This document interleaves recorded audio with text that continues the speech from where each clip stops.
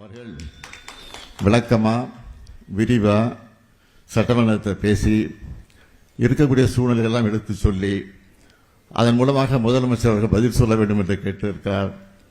ஆனால் சட்டமன்றத்தில் முதலமைச்சராக இருக்கக்கூடிய என்ன பதில் சொன்னார்?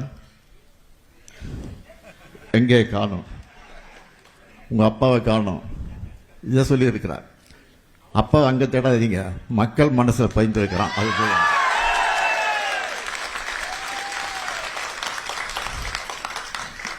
நீங்கள் தேர்தல் நான் இருக்க மாட்டேன், மக்கள் தேர்தல் இடத்துல நிச்சயமாக நான் முதல் ஆளாக நிற்பேன். சட்டமன்றத்தில் நான் இருந்தாலும் இல்லாவிட்டாலும் இன்னைக்கு நான் மக்கள் மன்றத்தில் இருக்கிறேன் என்பதை மாத்திரம் எனக்கு எடுத்து சொல்கிறேன்.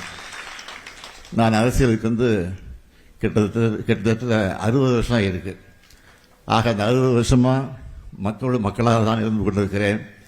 ஆட்சி இருந்தாலும் இல்லாவிட்டாலும் நாட்டு மக்களுக்காக பணியாற்றக்கூடியவர்கள் தான் திராவிட முன்னேற்ற கழகத்தை சார்ந்தவர்கள் இந்த நேரத்தில் எடுத்து சொல்லி ஒவ்வொரு மாவட்டத்திற்கும் நான் முதலமைச்சராக இருந்தபோது 4-5 முறை சென்று ஆய்வு நடத்தி, இன்னும் சொல்கிறேன், நான் முதலமைச்சராக இருந்தபோது 5 வருஷத்தில் நான் நடத்தின மாதிரி ஆய்வு கூட்டம் எந்த முதலமைச்சரும் நடத்திருக்க மாட்டாங்க. நான் பயணம் செஞ்ச மாதிரி எந்த முதலமைச்சரும் பயணம் செஞ்சிருக்க மாட்டாங்க. நான் கோட்டைக்கு போனது தான் அதிகமாக இருந்திருக்கிறது, எந்த முதலமைச்சரும் அதிகமாக இருந்திருக்க மாட்டாங்க. இன்னும் கூட சொல்ல, நீங்கள் முதலமைச்சர் தேடி பார்க்கணுன்னா இன்றைக்கி இருக்கக்கூடிய முதலமைச்சரை கேட்டுக்கொள்கிறேன், கோட்டையில் தான் கோப்புகள் எல்லாம் இருக்கிறது. ஆக அந்த கோப்புகளை எடுத்து பாருங்க, அதில் கையெழுத்து போட்டுப்பேன், மு.க. ஸ்டாலின். அதில் தேடி பார்க்க வேண்டிய அவசியமே இல்லை.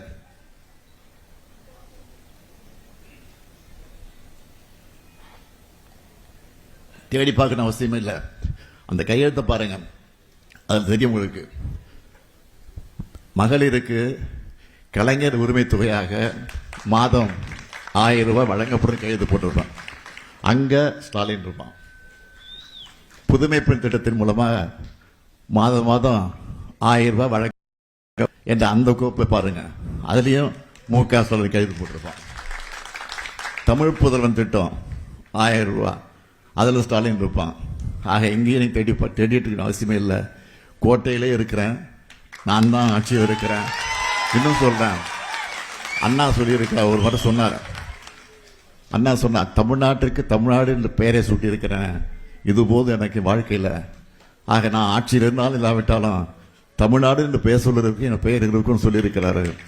அது மாதிரி மகளிர் உரிமை திட்டம் இருக்க வரைக்கும் இந்த ஸ்டாலின் தான் முதலமைச்சர்.